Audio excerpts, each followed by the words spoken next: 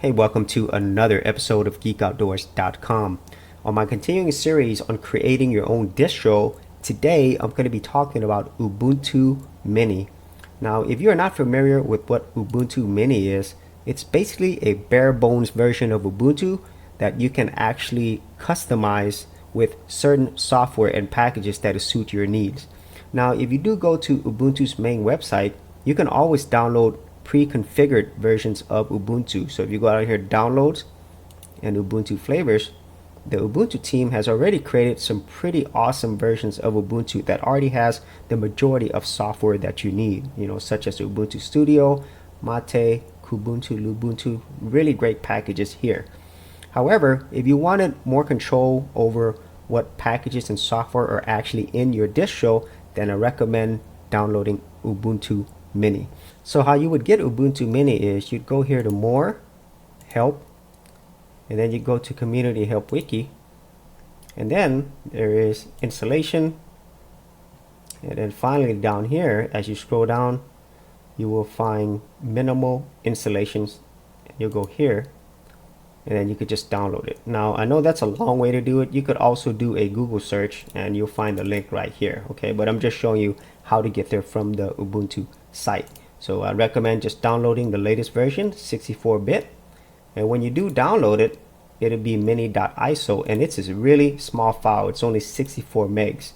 So now that you've done that, you could either burn the ISO on a flash drive, USB stick, or you can install it in a virtual machine, which is what I'm going to do here. So here's my virtual machine. So I already have installed it previously, but I'm going to show you how to do it from the beginning. So here I'm going to do new, and it's going to be Ubuntu Mini install. Okay, go next. I have a lot of memory, and so I'm going to allocate, let's just say 6 gigs to this. Virtual disk, however large that you want it. I would say more than 15 gigs. Okay, I think the minimum should be 15 gigs. So let's just say 15 right there. That's close enough. Okay, now that you've created it, let's go ahead and adjust the settings. Right click, settings, and here you definitely want your processor to use more than one processor. So here I'm going to choose 4, enable PAE-NX, and then here for my video memory, I'm going to go ahead and max it. I'm not going to do any of these right here. And then the most important part is storage. And so here you need to tell it where the ISO file is. Right now it's empty, so I've already chosen it before. So if I do this, there it shows up. But you could also choose virtual optical drive. Okay, so I'm going to choose this, the mini ISO, and everything else should be okay. Now you go ahead and start it, and it'll start the actual install. And you do have a couple of options here, but the easiest way, just enter on install, and that command line prompt will come up. And let's go ahead and minimize this. And the Ubuntu Mini is extremely easy to install. Okay, and so you press enter on language, the language of your choice, and here in the US.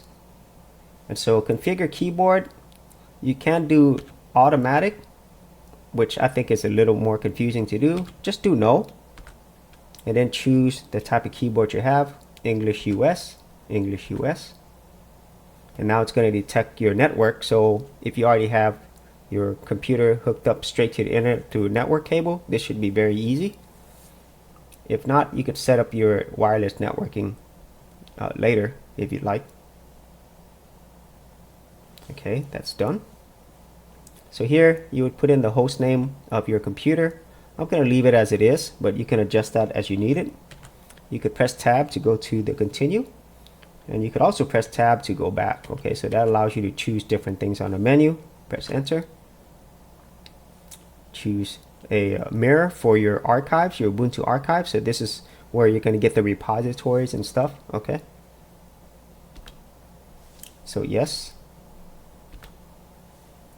And you don't need to do this unless you had some really more complex proxy networking setups. So just go ahead and go to continue. And so it'll download some software, obviously, to do the install.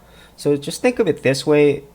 The whole Ubuntu Mini, it's basically a installer. That's really what it is. Okay, so once you've chosen everything that you want, then it'll download the rest of the components, and you'll see that later on as we get to the more detailed options menu. Okay, so here you could actually put in your name. So it's asking for your full name. So this isn't actually your user account yet. So I'm just going to put this. And then here is actually your user account that you're going to use to log in. So it'll use the same name from the previous screen, or you could change it. And now obviously you put in your password. Okay, put in your password again. And then it'll tell you whether or not your password is easy, too weak, or strong, but that's okay. You can adjust that later. I'm going to say yes. Let's use this. Now here you could also set up encryption as well on your home directory. I'm going to go ahead and say no. And it'll also do your time zone as well. So that's correct.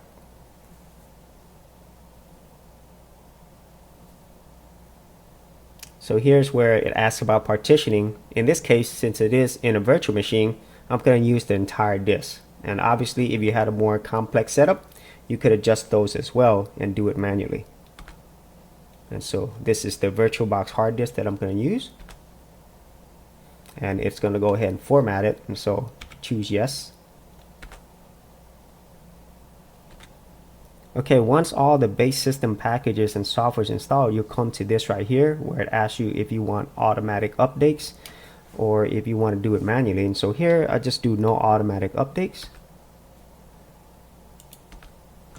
Okay, so this is where all the magic happens with Ubuntu Mini. As you could see here, you could choose from a variety of different software. But the main point of this software selection is you choosing the type of operating system and environment that you want. As you can see here, there's options such as DNS server, Ubuntu desktop, mail server, database. So whatever you choose, it will download all the appropriate software and packages in order for this to work. Now, although this is not as granular and detailed as something like SUSE Studio, where you could choose things down to the packages, I think this is a lot easier, and you don't have to worry about missing packages or things breaking because it will do the work for you.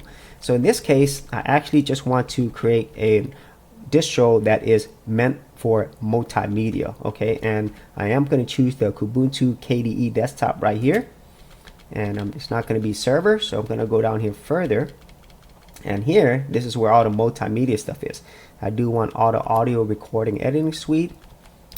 I want a large selection of font packages, 2D and 3D creation editing suite, photograph, publishing applications, and video. And so this is not going to be a small distro because these are pretty large programs, but this is exactly the type of software that I want in my operating system. So once you're done choosing, you tab and press enter to continue, and now it's going to go ahead and download all the software and packages that you need. Okay, so looks like the install is done. Let me see if, okay, there's Grub bootloader, and it's gonna run some final things. So here it is.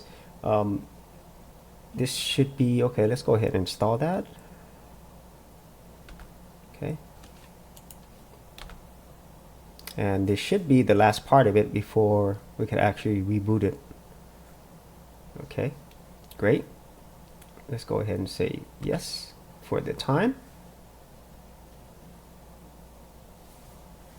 Okay, so the installation is complete. So now we're going to go ahead and continue, and we're going to restart the actual virtual machine. So let's go ahead and say install. Let's see what happens here. What I'm probably going to have to do is probably stop this because it's trying to redo everything. Let me just close this out. Let me just close it out right here. Power off the machine. Okay, so let's go back to virtual machine, and here it is right here. So now we're going to run it the first time fully installed. Let's see if this works. And so it should come up with a login window. Nope. So the issue here is it's still trying to run from the install ISO, and so what I need to do is make sure it's not trying to run from the ISO. So let me go to storage, and see it's still trying to run from here. And so what I need to do is actually remove that. Okay.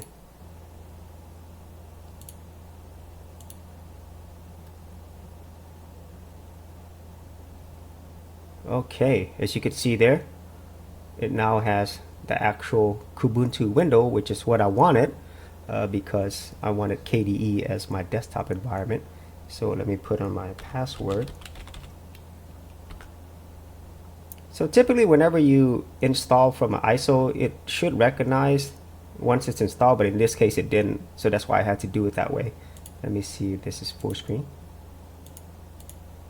Okay, great. It is now full screen. And let's see if all the software that I chose is actually in here. So we'll go here. Let's see, let's go to applications. And I wanted this to be a multimedia machine, so let's see if everything's here. First is graphics.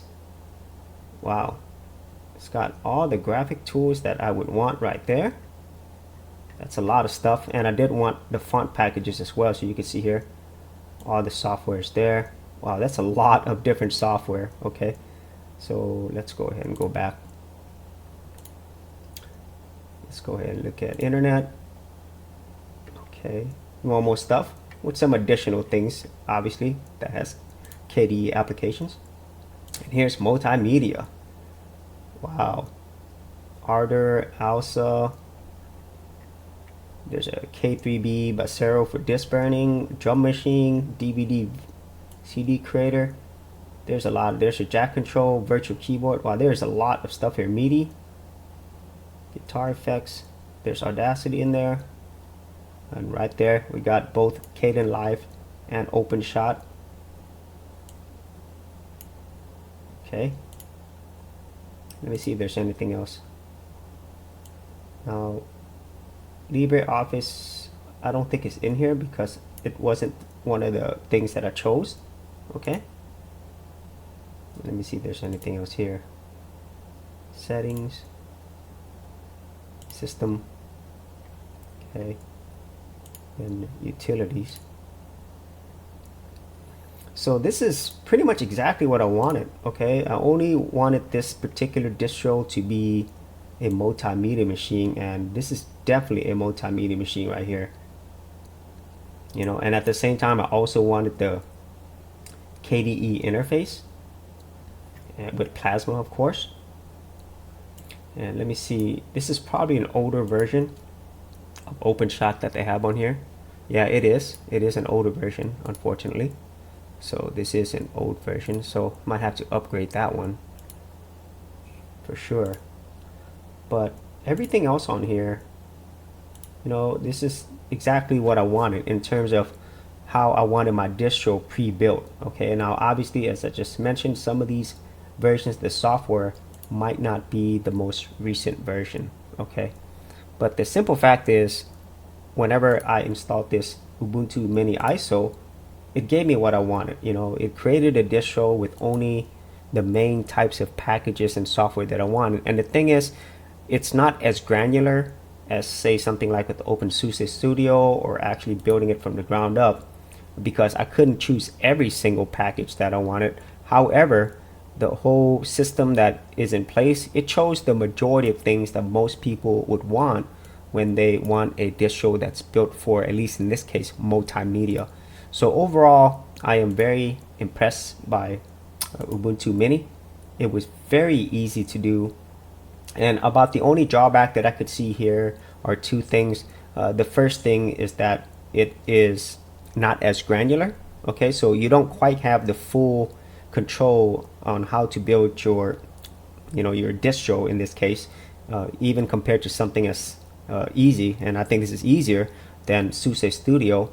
And the second thing is, you're not really building your own ISO. Okay, so basically whatever version that I have here, I really can't just take this and go install it somewhere else. So that is a drawback of this.